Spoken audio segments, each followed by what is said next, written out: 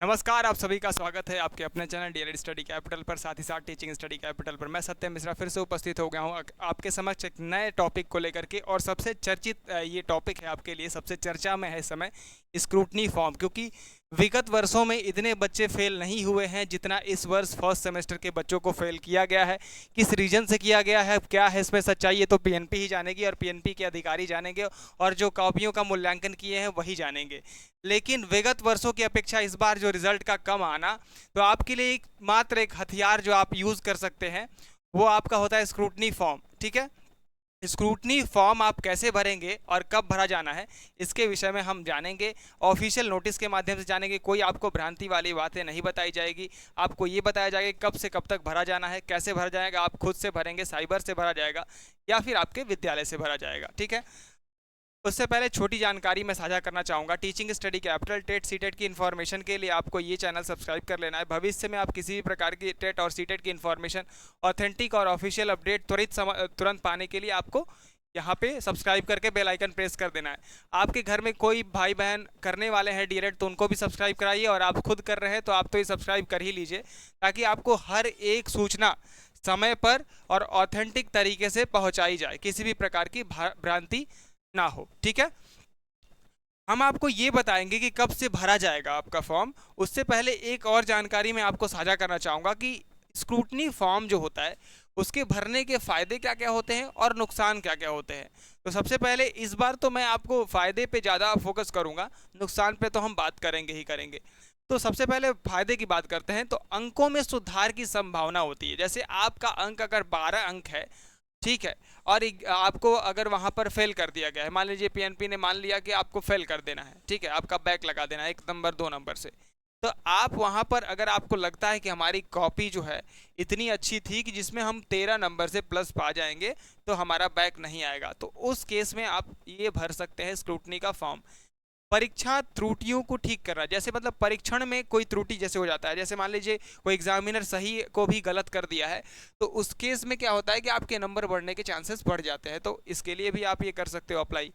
परिणाम में पारदर्शिता, जैसे ट्रांसपेरेंसी होना चाहिए। जैसे जो आपका परिणाम रिजल्ट आया है उसमें क्या है कि आपको लगता है कि हमारी कॉपी पूरी तरीके से गलत चेक हुई है, ठीक है, अगर कोई फेल नहीं भी है, अगर उसको लगता है कि हमारा कम नंबर आया है, हमने लिखा ज़्यादा था, तो वो भी आप ये इसके लिए अप्लाई कर सकते हो।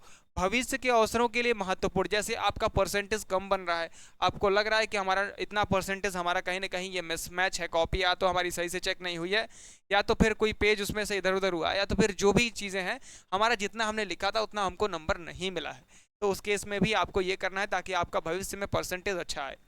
अब बात करते हैं नुकसान की।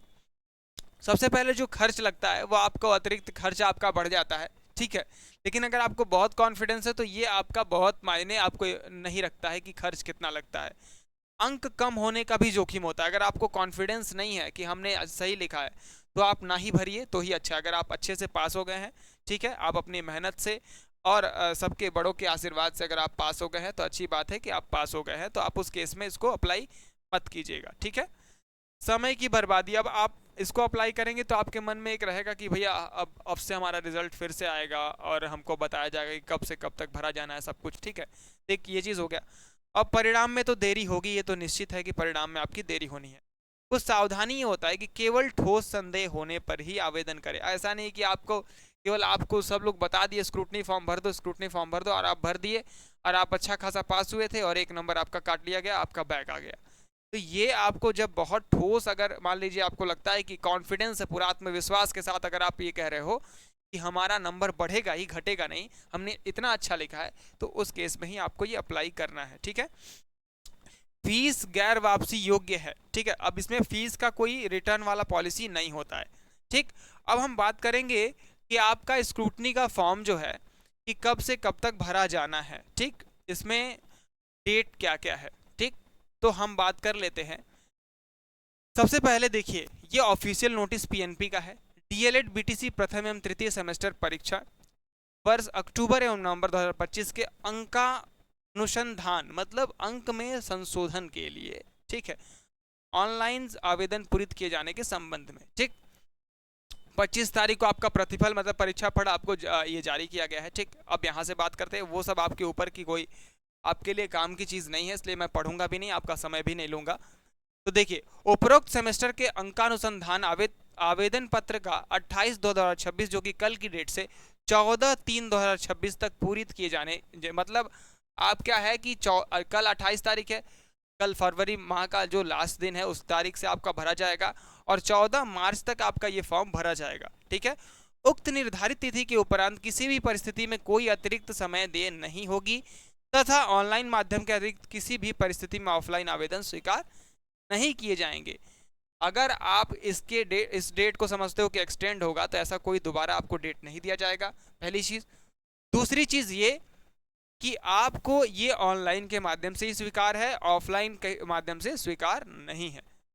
संबंधित जिला शिक्षा एवं प्रशिक्षण संस्थान द्वारा डाइट लॉगिन के माध्यम से जो डाइट कॉलेज होते हैं किए गए आवेदन को दिनांक 1/3/2026 से 15/3/2026 तक अप्रूव या रिजेक्ट किया जाएगा। जैसे कॉलेज आपका फॉरवर्ड करता है किसको, डाइट को, ये फॉर्म भरने के बाद डाइट जब अप्रूव करेगा तभी आपका स्क्रूटनी का फॉर्म माना जाता है कि आपका स्क्रूटनी का फॉर्म वाजिब है, वैलिड है। ठीक है, तो इस बात का आप विशेष ध्यान रखिएगा। ठीक, अब बात करते हैं, अभी हम जो चर्चा कर रहे थे यहाँ पर, तो आप एक चीज़ का विशेष ध्यान दीजिएगा कि अगर स्क्रूटनी फॉर्म आप भर रहे हैं तो आपका जो है आत्मविश्वास जो है वो कंप्लीट होना चाहिए। ऐसा नहीं कि आप अधूरे खुद ही हैं और चल दिए हैं स्क्रूटनी फॉर्म भरने की, हमको ये बोले थे कि भर दो तो आपका नंबर बढ़ जाएगा। अच्छा खासा इसमें बच्चे दोबारा फेल भी हो जाते हैं, ऐसा नहीं कि केवल पास ही होते हैं।